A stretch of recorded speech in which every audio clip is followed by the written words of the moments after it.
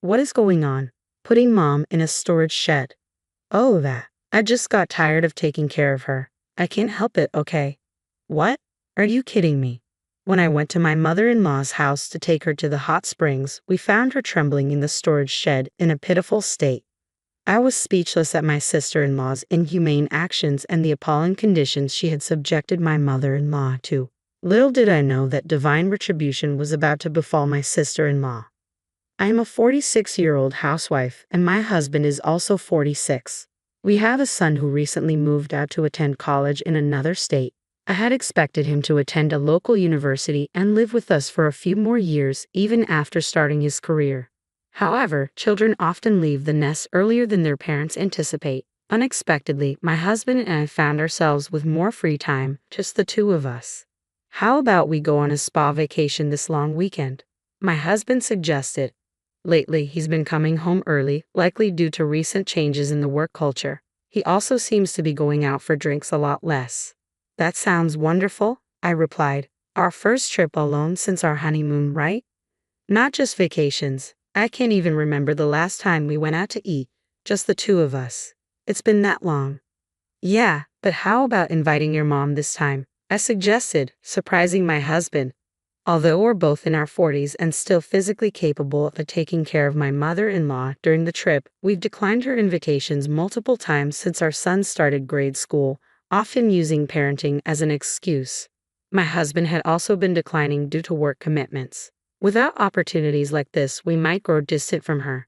After I explained my reasons, my husband agreed. My mother-in-law currently lives with my sister-in-law and her husband, so we decided to reach out to her. I thought it might be better handled between women, so I called my sister-in-law. Perfect timing, she said. We were about to go on a trip and didn't know what to do with mom. Luckily, I found someone who can take care of her. We were on speakerphone because my husband wanted to speak to his mother. When my sister-in-law made her self-centered comment, he was livid. Hey, what the hell do you mean by that? He demanded. Oh, would you look at the time? We're going to miss our flight. My sister-in-law brushed off his concern, emphasizing her own busyness and abruptly ending the call. What the hell is my sister doing? Is mom okay with her acting like that? My husband fumed. The excitement of reuniting with his mother after so long was overshadowed by growing anxiety. We need to go there right now, he declared urgently. The in-laws' house is situated in the same city, though our neighborhood is a newly developed area that has expanded over the last 2 decades. In contrast, the vicinity around their home still boasts houses dating back to the 1920s.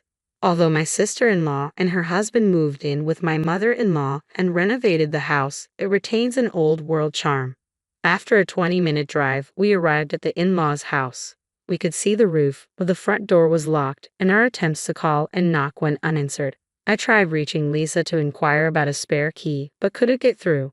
Our anxiety grew as we frantically searched around the mailbox, under plant pots, and in other possible spots for a hidden key. Suddenly, out of the corner of my eye, I saw a figure. John was exploring nearby when he also noticed it. Could she be in here? He murmured, peering into the shed. Then he shouted in shock. I hurried over and found my mother-in-law wrapped in cardboard, shivering uncontrollably. Mom, I exclaimed. She was barely dressed, barefoot with disheveled hair and a pale face. Her skin looked dry, and there was an unsettling odor. Her appearance was less concerning than her well-being. How long had she been left in this state? We need to warm her up quickly. I know, damn it. Should we break the window to get in? John suggested urgently. Hold on, what about the backyard window? It might be open, I proposed. The backyard was shielded from the street, offering a chance that they might have forgotten to secure it. John hurried over and, as I had hoped, found the window unlocked. He entered the house, unlocked the front door, and brought his mother inside. From then on, we operated with seamless coordination, like a well-rehearsed team. I warmed the room while John wrapped her in blankets. I changed her clothes while he prepared the bath. As I bathed her, he readied the bed, and together we settled her in. Oh, it's so warm. It's like heaven, his mother murmured, closing her eyes as she seemed to drift off to sleep. Your mom should have a family doctor at her age, right? I suggested, contemplating the urgency of the situation. We needed medical assistance but couldn't locate her room. As I searched for a change of clothes for her, I couldn't shake an uneasy feeling. It became evident we were facing a life-threatening scenario. prompting me to borrow clothes from Lisa. Despite her extensive wardrobe, none of the clothes seemed suitable for my mother-in-law. We scored for her insurance card and prescription information to no avail, leading us to search online for a doctor who could conduct a home visit. Once secured, John promptly alerted the authorities. Upon arrival, the doctor emphasized the critical timing of our intervention. Delay could have been disastrous, especially given the severe winter conditions and the potential for snow in the mountains. The examination revealed signs of malnutrition and dehydration from severely limited food and water intake. Additionally, her neglected living conditions had caused a distressing skin rash and even lice infestation, a shocking development in modern times. The doctor prescribed medications and urged us to arrange a follow-up with her regular family doctor as soon as possible. As we searched for her insurance card and essential items, we came across the contact details for the caregiving service that had been responsible for her well-being. Luckily, it was still saved in the home phone's contacts. Recognizing the urgency of the situation, we reached out to understand what had transpired during the period we were preoccupied with our own lives. After contacting the service, we learned that Lisa had abruptly terminated the contract without prior notice, leaving them unable to intervene further. The caregiver expressed genuine concern for my mother-in-law, mentioning occasional bruises that hinted at possible domestic abuse. They had attempted to address this delicate issue with Lisa, but she had evaded their inquiries. Years of daily abuse? Was my mother enduring this? John exclaimed angrily. Damn it. Yes, we were overwhelmed when our first child arrived, but that doesn't justify neglecting my mother's welfare. I deeply regretted interpreting my mother-in-law's words. It's okay, it's okay. As a mother, it's natural that your child comes first, as mere reassurance. Looking back, our frequent invitations for us to visit may have been cries for help, a plea to escape Lisa's mistreatment. Voicing my regret, I confessed to my husband, who reassured me, it's not your fault. I'm equally responsible, if not more so. Now, only Lisa and her husband hold the truth. We won't know for sure until we hear it from them. But Lisa is capable of such actions without remorse. Anticipating potential disputes over what was said or omitted, we decided to record all our future phone conversations. Lisa reluctantly answered the phone, sounding annoyed to be interrupted during her vacation. However, when my husband raised his voice, she begrudgingly began to speak, her tone flat and detached. I listened intently to the conversation on speakerphone. My mother's forgetfulness was really starting to grate on my nerves. I got so frustrated and just gave her a little shove, but she happened to be standing at the top of the stairs. She tumbled down like a sack of potatoes. I couldn't believe what I was hearing. Lisa was referring to her own mother as a sack of potatoes, and her tone suggested she found it somewhat amusing. Then she couldn't get up on her own. I knew it was serious, but I was just so tired of dealing with everything, so I decided to put her in the shed. Lisa continued casually. You know how you store things you don't need or can't use in the shed? It's like that, she added, laughing. It was clear that Lisa was treating her own mother like an object, dismissing her as useless despite the fact that she had given birth to her and raised her. The selfishness of her attitude made me feel physically ill. The caregiver doesn't know about this, so it's fine. Just make sure nothing unnecessary happens, okay? It dawned on me then that Lisa understood the severity of the situation after she pushed her mother down the stairs, which led her to abruptly cancel the caregiving services. She spoke callously, saying things like, as long as she has water, she'll be fine for a week, and if she starts wandering around, we can just tie her up. It was horrifying and utterly unbearable to hear. Oh, and you guys should cooperate too. If things keep going like this, she's going to die from weakness. If she does pass peacefully, I'm considering sharing some of the inheritance with you guys. Not a bad deal, right? Lisa's tone conveyed a chilling belief in her flawless plan, punctuated by an unsettling laugh. Her proposal defied all reason and veered into madness. Listening to Lisa, I felt a deep unease as though she herself were a dangerous weapon. Fear gripped me and I couldn't stop shaking. Meanwhile, my husband handled the situation calmly, allowing Lisa to explain without immediate objection, merely nodding along. He ambiguously responded to her plea for cooperation, neither fully accepting nor rejecting it.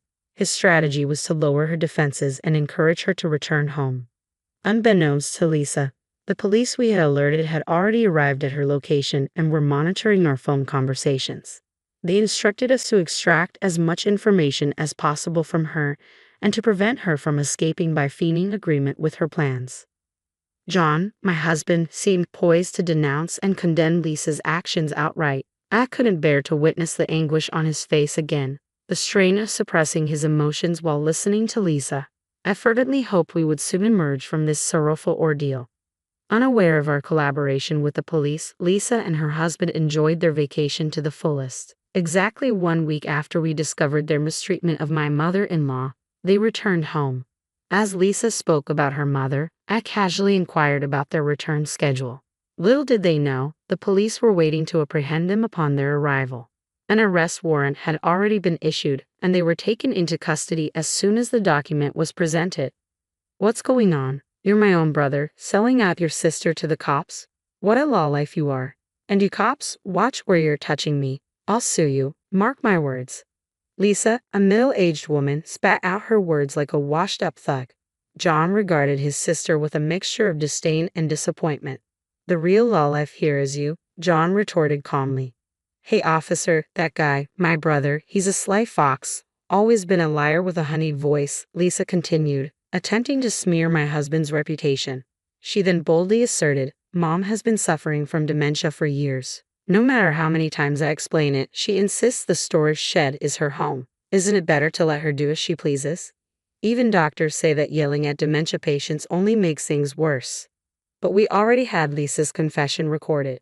When John played back the phone conversation, Lisa and her husband paled visibly and sank to the ground. From now on, you'll be behind bars. We've already completed the necessary procedures while you were away. Don't act so superior, dumping the responsibility of that helpless old woman on us. You have no right. You insisted on remaining childless so you could care for our aging parents instead. It was you, Lisa, who asked us to forfeit our share of the inheritance. My husband said calmly. It seemed this was an arrangement they had made before John and I were married. You were the one who broke the pact first. If it was too much for you, you could have told me. That would have been fine with me, John said with a choked voice, expressing his readiness to care for his parents. Lisa's initial plan was to care for her mother in exchange for claiming all of the inheritance. However, her mother unexpectedly remained resilient and lived longer than expected. Unable to tolerate this, Lisa devised a plan to make her mother's passing appear natural due to frailty. As for the ownership of the family home, it remained in their mother's name since their father's death. Fortunately, the property was not in Lisa's name. Therefore, we decided to demolish the deteriorated family home and convert it into an empty lot. We plan to sell the lot later. The demolition date has already been set, so please remove your personal belongings as soon as possible. You must be joking. I'm under arrest, you idiot. How am I supposed to do that? We've rented a storage unit for 3 years to store your belongings. It will be paid for from your savings, John informed Lisa. What? Who gave you the right to make decisions on your own? You used to be a crybaby, always running to your big sister. Now suddenly you've grown a spine. Lisa raged, incensed that John had taken charge of her finances. Despite her protests, John remained composed. He added that if the lease couldn't be extended after 3 years, they had the right to dispose of the contents.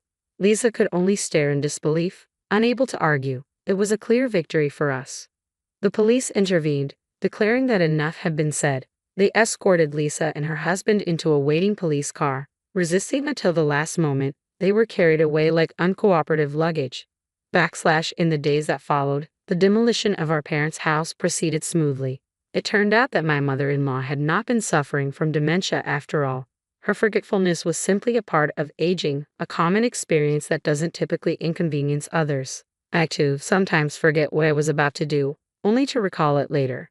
Similarly, my mother-in-law was like that. Thanks to her, Lisa had no legal grounds to contest the decision to demolish the house, as my mother-in-law was the rightful owner.